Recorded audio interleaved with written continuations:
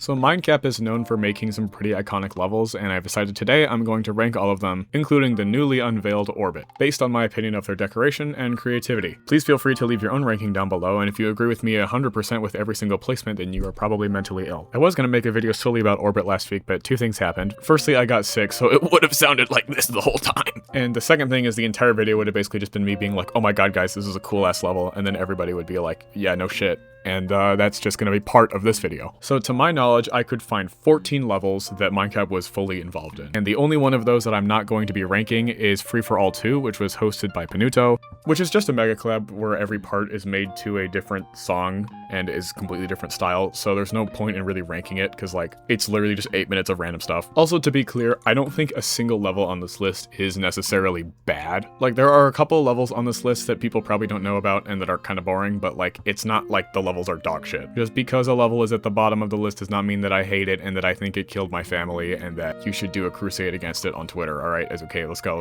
First up, we have Gamma, which is the oldest of all of these levels. This is Mindcap's first collab from like early 2.1, which is unironically older than some of the people watching this video. I know it sounds like a joke, but like after doing the brain rot video, I'm pretty sure that's just true. Gamma, all things considered, for its time wasn't necessarily bad. It's just kind of like a 2.1 collab, a very early 2.1 collab. It's interesting because the Greek letter series kind of does document what a lot of the general vibe of 2.1 styles were for collabs throughout most of the late 2010s, which is interesting. This really feels emblematic of very early 2.1 decoration for me, and there's nothing necessarily wrong with this level, at least from the perspective of a viewer. I have never played any of these levels, at least not the Extreme Demons, which is like almost all of these. If you're a victor of any of these levels and have like a vehement hatred for one part or something, then that's not something I'm familiar with. I'm sure the gameplay probably isn't that great considering that it is early 2.1. Next up we have Mad Mansion, which is also an older level, not quite as old as Gamma, and it's got some more interesting theming stuff, but it's still relatively forgettable compared to most levels on this list. I just don't really have very much to say about it. At number 12, we have BB Circles, which stands for blue balls. It's not that BB, this would be even lower on the list if it was that BB. For those unfamiliar, BB stands for blue ball, which is in reference to nothing in particular because YouTube is going to get very angry at me. But the whole bit is that it's the pre-drop to Jawbreaker and it just keeps looping over and over again. And then when you're finally about to get to the drop, then it completely skips to the post-drop, which is really funny, but it does mean that the level is kind of boring. As far as bit levels go, this is pretty cool. Like, I think this is pretty funny. And it's even funnier that this got rated, but it's also kind of like just there. At number 11, we have Dualies, a level I didn't know existed until I checked Mindcap's channel for this video. Saw the showcase was done by FNMO4 and then just used this random Victor's footage.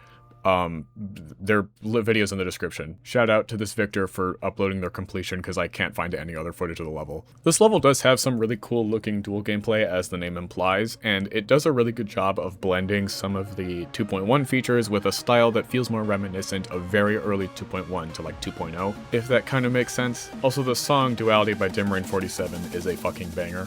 Next up we have Sigma. Oh my fucking god guys, it's called Sigma. The ancient Greeks did not fucking die for this dude. This level's pretty cool. This level has much better visuals compared to Gamma, of course, and definitely feels like an improvement from the original level, and overall a pretty good sequel. I mean, there's not really very much theming in the Greek letter series, but it is generally, I just think, a pretty middle-of-the-road decent level for its time. But there are definitely some parts that are pretty unique, especially for their time, that still kind of hold up today. So I do think that this is overall like a pretty decent level. I will say it does say something that like even the lowest levels on this ranking list are like not that bad.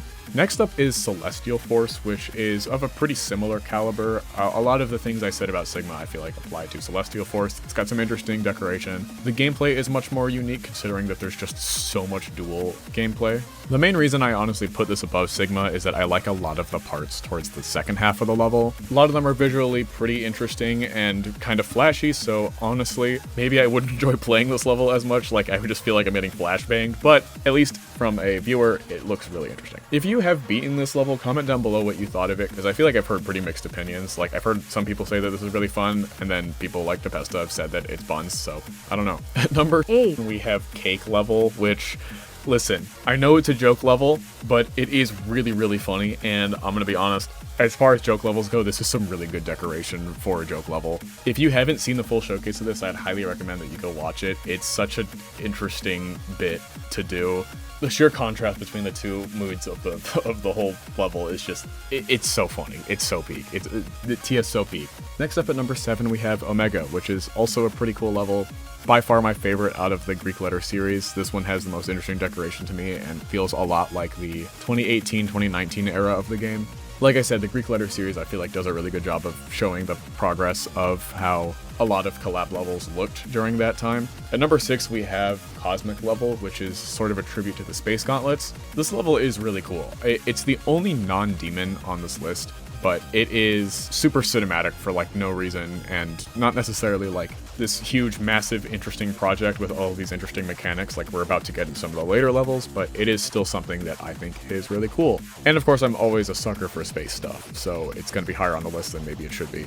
Also, the shuttle at the end just fucking explodes. Next up, we have Collab level, which is genuinely, I remember when this was first like previewed, people would post like their parts in the level of like the normal part of the level, and then the horror parts that came out of nowhere weren't revealed until the full showcase.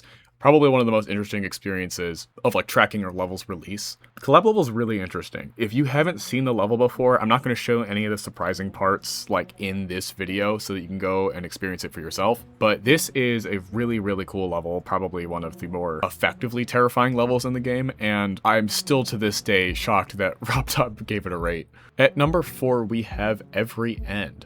I've already talked pretty extensively about Every End in its own video, but to summarize, I think this is one of the more interesting top levels that we've had for quite some time because it manages to be so difficult with very simple gameplay. Pretty much nothing but a cube and some blocks and that's it, and one really cool effect in the background that actually gives the level so much more depth than what you would think. It does get pretty repetitive considering that, of course, it really is just cube gameplay for 7 minutes, but it does manage to stay pretty fresh for most of that time.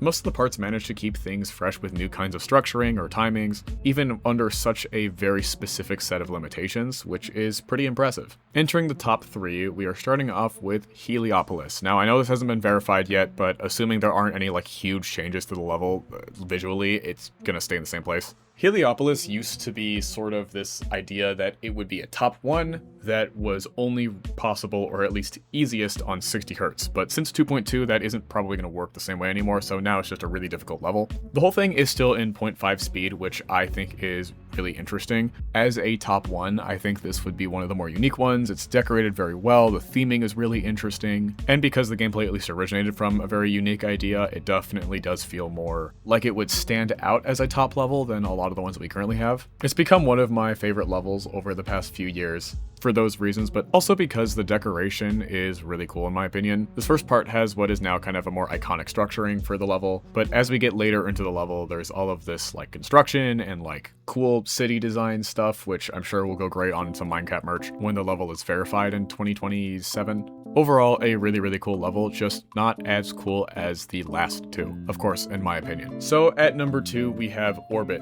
Orbit is the level that made me make this video because this level was so much more interesting than I was expecting. Already the idea of having a level that is only orb timings is really interesting and pretty difficult to execute considering that if you try to make a layout that is only orb timings that's longer than like 5 seconds, you realize how buggy that can very quickly become. And this manages to stay very fresh and interesting both visually and in terms of the gameplay for the entire level, and on top of that, it is kind of space themed. And I soy over everything space related, so obviously this is going to be pretty high on my list. And on top of all of this, there is of course the ball pit ending, which if you aren't familiar with, you have to hit the very last trigger orb or else at some randomized point you will fall into the pit with all of the orbs and die. So similar to Limbo, you do have to wait until you know for sure if you completed the level, which is for one a really, really cool strategy to make this level interesting to watch someone complete, which I do think was probably part of the factor of Limbo's hype, but also just a really unique mechanic in general, which I feel like we might end up seeing more of, if for no other reason than because it drives hype for the level, to add some sort of mystery towards the end. So I do wonder if we'll see some more creative gimmicks like that from people other than Mindcap, just because the 2.2 mechanics allow for so much creative freedom, and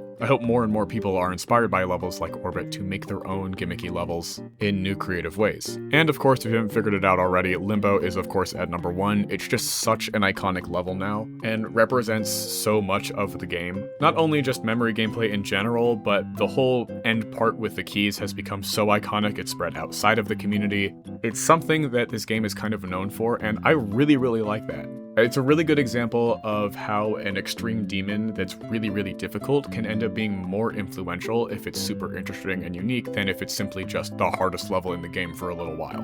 5 years from now, people will remember Limbo way more than they will remember Amethyst, or even how much people remember levels like Abyss of Darkness or Sakupan Circles now. So yeah, this felt like the obvious choice for the top level, and of course, at number 0 we have Return 0, because it's definitely coming back, guys, please. Top 1 Nepesta verification, it would be so peak. Would it be 8 years of nightmare hosting situations? Yeah, but like, who cares about creator mental health? The Cherry team makes like 20 levels per month, with, I'm sure, 0 side effects. So yeah, that's it for today's video. If you did enjoy, please remember to like and subscribe. It would be awesome. You should do it. It helps out the channel. Leave your own ranking in the comments below, and yeah, thank you all so much for watching, and I will see you all in the next one. Goodbye.